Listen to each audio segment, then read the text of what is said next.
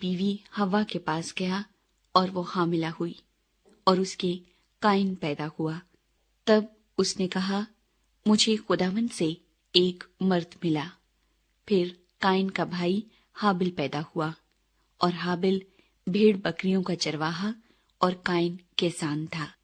چند روز کے بعد یوں ہوا کہ قائن اپنے کھیت کے پھل کا ہدیہ خداوند کے واسطے لایا، اور حابل بھی اپنی بھیڑ بکریوں کے کچھ پلوٹے بچوں کا اور کچھ ان کی چربی کا ہدیہ لایا، اور خداوند نے حابل کو اور اس کے ہدیے کو منظور کیا، پر قائن کو اور اس کے ہدیے کو منظور نہ کیا۔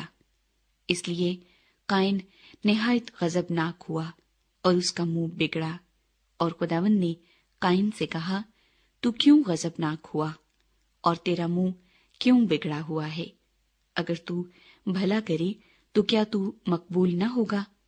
اور اگر تو بھلا نہ کرے تو گناہ دروازے پر دبکا بیٹھا ہے اور تیرا مشتاق ہے، پر تو اس پر غالب آ۔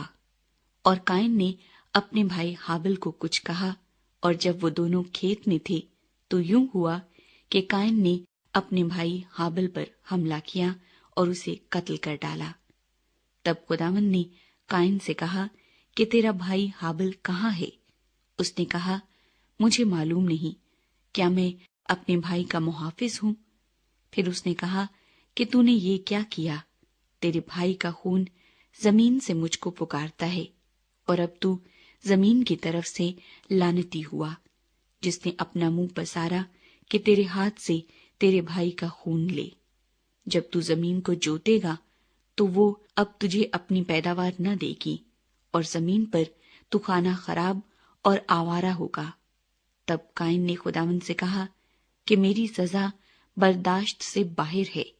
دیکھ، آج تو نے مجھے روئے زمین سے نکال دیا ہے، اور میں تیرے حضور سے روپوش ہو جاؤں گا، اور زمین پر خانہ خراب اور آوارہ رہوں گا، اور ایسا ہوگا کہ جو کوئی مجھے پائے گا قتل کر ڈالے گا۔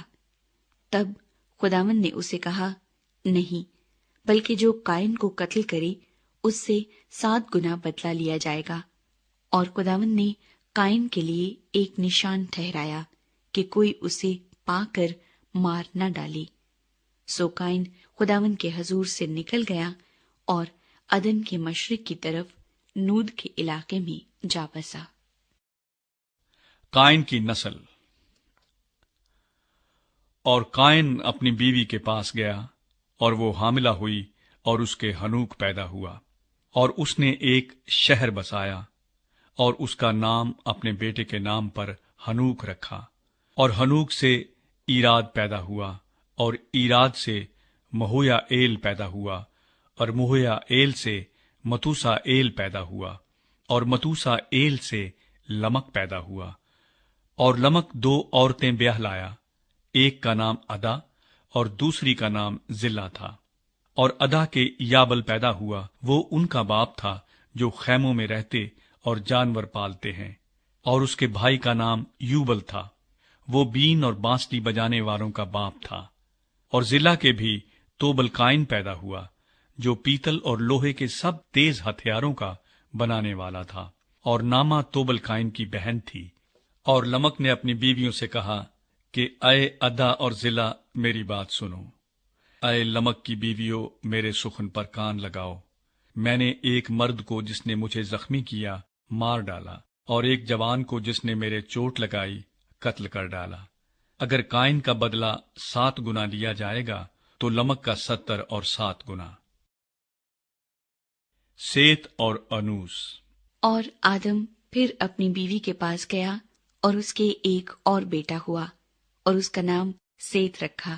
اور وہ کہنے لگی کہ خدا نے حابل کے عوض جس کو قائن نے قتل کیا مجھے دوسرا فرزند دیا۔